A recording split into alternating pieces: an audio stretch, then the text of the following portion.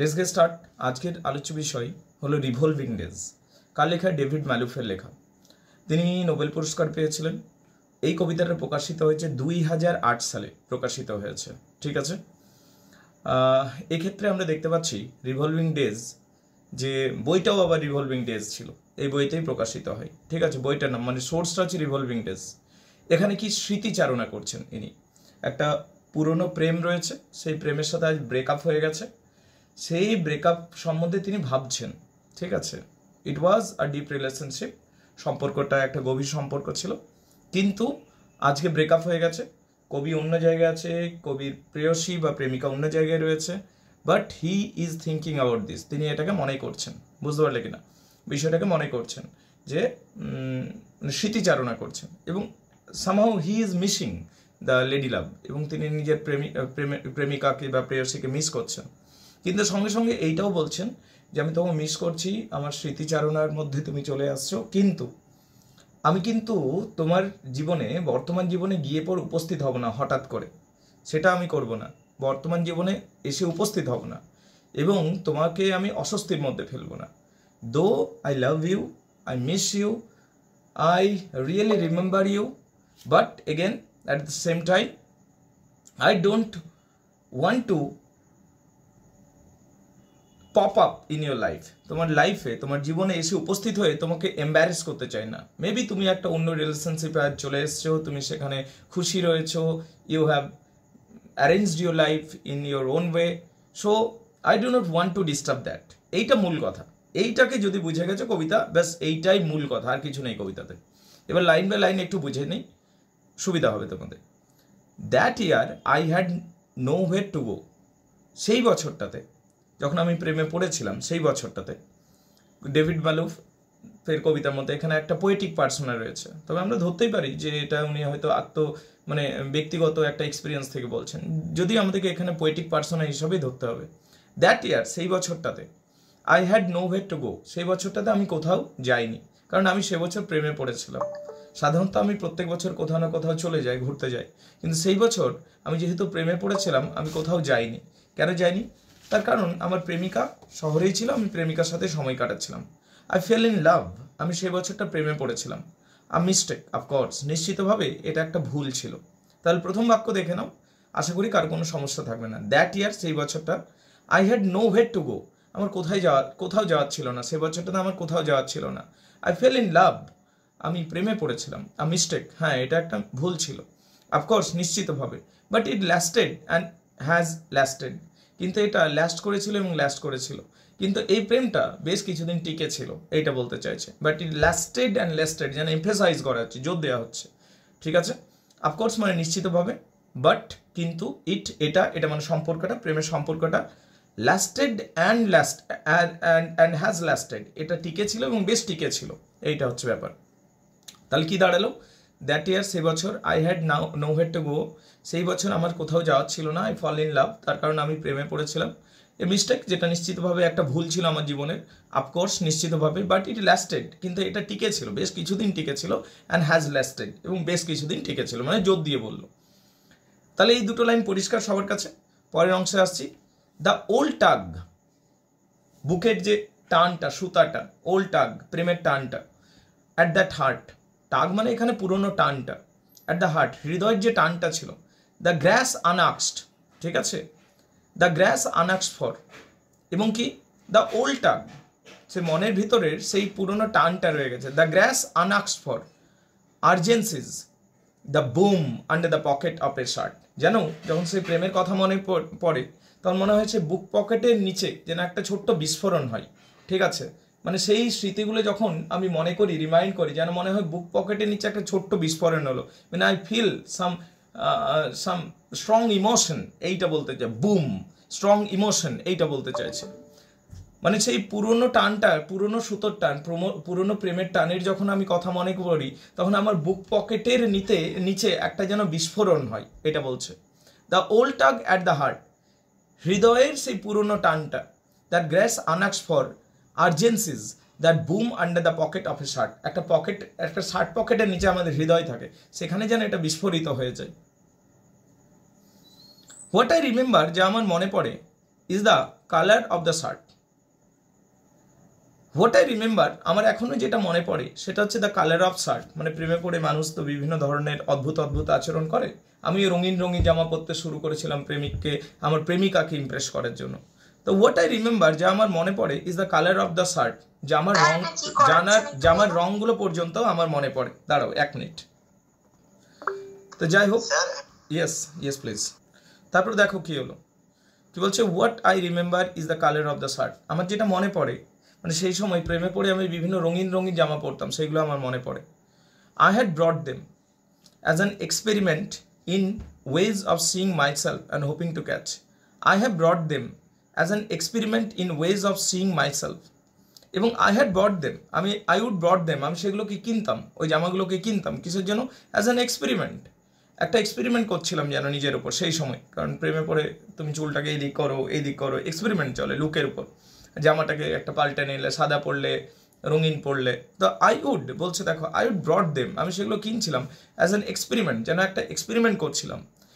In ways of seeing myself, এবং যেন নিজেকে আমি দেখছিলাম, ওয়েজ অফ সিইং মাইসেলফ, মানে নিজেকে একটা নতুন লুকে দেখার জন্য একটা এক্সপেরিমেন্ট করছিলাম। Hoping to catch in a window, এবং হোপিং টু ক্যাচ, এবং যেন আশা করছিলাম, যখন আমি একটা কোনো জানলা দিয়ে পার হচ্ছিলাম, জানলাতে আমার ছবি থাকে, মানে জানলা কাঁচ দেওয়া জানলা, তো নিজের ছবিটা দেখতে পাই। যখনই আমি জানলা দিয়ে পার হতাম, I was hoping to catch my reflection in the mirror, এটাই বলছে। মানে সেই সময় আমি এক্সপেরিমেন্টাল মুডে ছিলাম, নতুন নতুন জামা পরতাম, নতুন নতুন লুক নিতাম। যখন রাস্তা দিয়ে চলতাম, কোনো আয়না দেখলাম, কোনো আয়না লাগানো জানলা দেখলাম, সেখানে নিজের লুকটাকে দেখে নিতাম। এইরকম আমার লাইফে চলছিল, বুঝতে পারলে কিনা? In my new life, as an experiment in ways to seeing myself, hoping to catch in a window as I pass what I used to be in my new life as a lover. এবং প্রেমিক হিসাবে একটা যে নতুন জীবন আমার চলছে, প্রেমিক হিসাবে যে একটা নতুন জীবন চলছে, সেইটা আমি আশা করছিলাম। I was hoping to catch the reflection in the mirror, বুঝতে পারলি কিনা? As a lover, as a প্রেমিক হিসাবে যে আমার নতুন রূপ তৈরি হয়েছে, সেটাকে আমি দেখবার চেষ্টা করছিলাম। অলরাইট, ওয়ান মিন্ট গ্রিন, কখনো মিন্ট গ্রিন কালার ড্রেস পরছিলাম। ওয়ান পিঙ্ক, কখনো পিঙ্ক কালার ড্রেস পরছিলাম। The third called Ivy League, কখনো আইভি লিগ কালারের ড্রেস পরছিলাম। ট্যান উইথ ডার্কার স্ট্র্যাপলস, আবার কখনো কখনো ডার্ক স্ট্রাপ দাগ দেয়া জামা পরছিলাম। My first button down collar, আমি প্রথম বটন ডাউন কলার দেওয়া জামা কিনেছিলাম। বটন ডাউন কলার শার্ট কি, এক ধরনের জামা যার কলারটা আটকানো থাকে সবসময়, আরেকটা খোলা থাকবে, মানে সেই রোমিও টাইপের জামা, বুঝতে পারলি কিনা? My first button down collar shirt সেই সময়ই আমি কিনেছিলাম। মানে প্রেমে পড়ে আমি নিজের লুকের উপর এক্সপেরিমেন্ট করছিলাম, এবং আমি সেই প্রেমে একেবারে আত্মহারা হয়ে গেছিলাম। So this is basically the first stanza. We never write. তারপর কি বলছে, দ্বিতীয় প্যারাতে আসছে। দ্বিতীয় প্যারাতে আমরা জানতে পারছি যে এখানে প্রেমিক যে রয়েছে, তার আজ বিচ্ছেদ হয়ে গেছে তার প্রেমিকার কাছ থেকে। উই নেভার রাইট, আমরা কোনোদিনও লিখি না। But sometimes knotting my tie at a mirror. We never write, আমরা কোনোদিনও লিখি না আর, মানে আমরা কোনোদিনও চিঠির আদান প্রদান করি না আর। বাট সামটাইমস, কখনো কখনো, knotting my tie at a mirror, ঠিক আছে? উই নেভার রাইট, এখন বিচ্ছেদ হয়ে যায়, এখন এক্স হয়ে গেছে, ও আমার এক্স হয়ে গেছে, আমি ওর এক্স হয়ে গেছি। তো এক্স হওয়ার পর না ও আমাকে চিঠি লেখে, না আমি ওকে চিঠি লেখে, আমাদের মধ্যে কোনো লেখালেখি কিছু হয় না। বাট সামটাইমস, কিন্তু কখনো কখনো, knotting my tie at mirror, কিন্তু কখনো কখনো আয়নাতে যখন আমি আমার কলার টাইটা বাঁধি, ব্রিটিশ তো ওটা টাই ফাই পরেই বার হয় সাধারণত, যখন আয়নাতে আমি আমার কলারের টাইটা বাঁধি, one of those slaves had expected to step into the room, তখন আমার মনে মনে আশা হয় যে এই বোধহয় সে এলো, এই বোধহয় সে আমার রুমে প্রবেশ।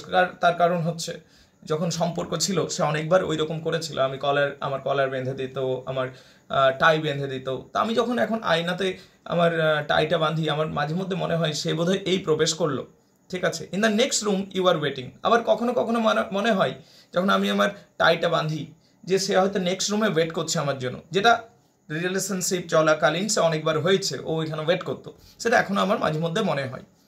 এইগুলো ক্লিয়ার ইন্ডিকেশন দিচ্ছে যে এখনো সে, মানে লেখক বা এখানে পোয়েটিক পার্সনে যিনি রয়েছেন, তিনি ভুলতে পারেননি তার এক্সকে। We have not yet taken back the life we promise to pour each others mouth for ever and for ever. আমরা কিন্তু we have not taken back the life we promise to pour into each others mouth for ever and for ever.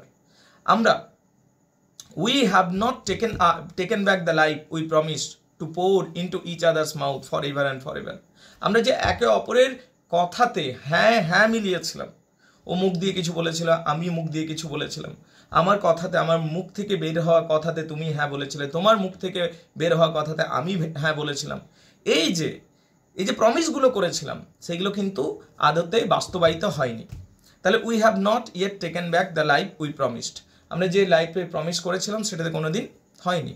Two pour into each others mouth for ever and for ever ধরে যে সমস্ত প্রমিসগুলো, যে চিরন্তন করে সব সময়ের জন্য একে অপরের সাথে থাকবো, এই যে প্রমিসগুলো করেছিলাম, ও বলেছিল, আমি তার সাথে সম্মতি জানিয়েছিলাম, আমিও এরকম প্রমিস করেছিলাম, ও আমার সাথে সম্মতি করে জানিয়েছিল, এই যে জিনিসগুলো করেছিলাম এইগুলো কিন্তু একটাও কিন্তু আর রইল না। While I chose between change to surprise you, while I chose between changes to surprise you, while I chose between changes to surprise you, এবং while I chose changes to surprise you, এবং আমাদের মধ্যে এতটা মানে এখন আমরা এতটা পাল্টে গেছি যে এইগুলো হয়তো আমরা সারপ্রাইজ হতে পারে আজ। তারপর আবার বলছি রিভলভিং ডেজ, ঠিক আছে, ওই যে দিজ ওয়ে রিভলভিং ডেজ, এইগুলো ছিল আমার স্মৃতিচারণা, এগুলো ছিল আমার অতীতের দিন। মাঝে মধ্যে এই স্মৃতিগুলো আমার মাথায় চলে আসে। My heart in my mouth again, আমার মনের কথা আমার মুখে চলে আসে কখনো কখনো, ইনস্ট্যান্টলি, স্বতঃস্ফূর্তভাবে আমার মনের কথা কখনো কখনো মুখে চলে আসে। I am waiting this for you, আমি তোমার জন্য, I am writing this for you, আমি এই কবিতাটা তোমার জন্য লিখছি প্রিয়তমা। হোয়ার এভার ইউ আর, তুমি যেখানেই থাকো না কেন, হোয়ার এভার, যেখানেই, ইউ আর, তুমি যেখানেই থাকো না কেন, wherever whoever is staring into your blue eyes, যেই বা তোমার নীল চোখে তাকিয়ে থাকুক না কেন, ঠিক আছে, I am writing this for you, আমি তোমার জন্য এটা লিখছি। হোয়ার এভার ইউ আর, যেখানেই তুমি থাকো না কেন, whoever is staring into your blue eyes, যেই বা তোমার চোখে থাকুক না কেন, যেই বা তোমার চোখে থাকুক না কেন, মানে স্টেয়ার মানে এক দৃষ্টি তাকিয়ে থাকা, মানে তুমি যেখানেই থাকো না কেন, হোয়ার এভার ইউ আর, তুমি যেখানেই থাকো না কেন, whoever is staring into your blue eyes, বা যে কেউ তোমার চোখে তাকিয়ে থাকুক না কেন, ঠিক আছে, আমি কিন্তু তোমার জন্যই রয়েছি, এইটা বলতে চাইছে, ঠিক আছে।